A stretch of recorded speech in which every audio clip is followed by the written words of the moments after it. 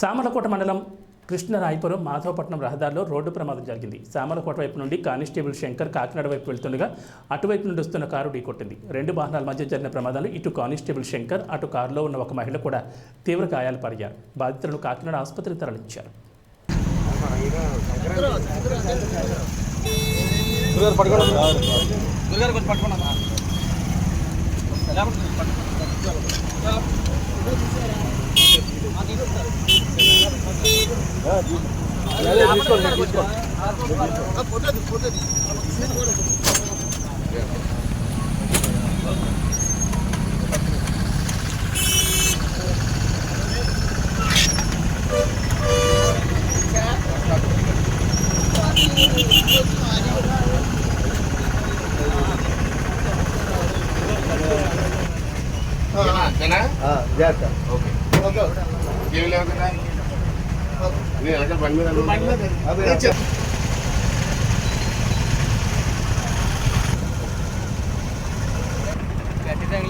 బాగానే ఉన్నాడు, పర్లేదు.